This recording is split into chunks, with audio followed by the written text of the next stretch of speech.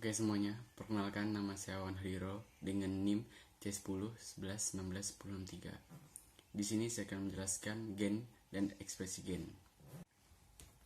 Ekspresi gen, proses penentuan sifat dari suatu organisme oleh gen. Suatu sifat yang dipunyai oleh suatu organisme merupakan hasil proses metabolisme yang terjadi di dalam sel.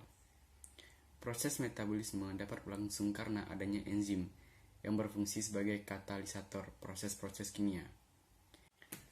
Enzim dan protein lainnya diterjemahkan dari urutan nukleotida yang ada pada molekul mRNA dan mRNA itu sendiri disintesis berdasarkan utas cetakan DNA.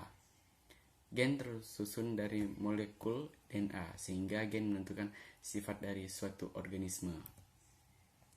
Awal dari proses ekspresi adalah transkripsi dari informasi genetik disimpan dalam molekul DNA menghasilkan 3 jenis molekul DNA: RNA asam ribonukleat, RNA duta, mRNA, RNA transfer tRNA, dan RNA ribosomal rRNA.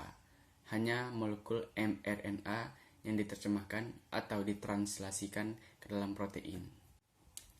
Ekspresi gen dilakukan 2 tahap, yaitu transkripsi dan translasi.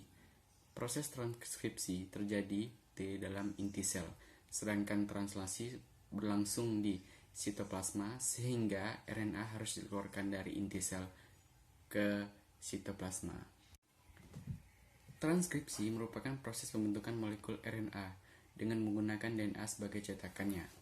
Tidak semua bagian DNA akan ditranskripsikan, tetapi hanya bagian tertentu saja. Bagian tertentu tersebut disebut dengan gen.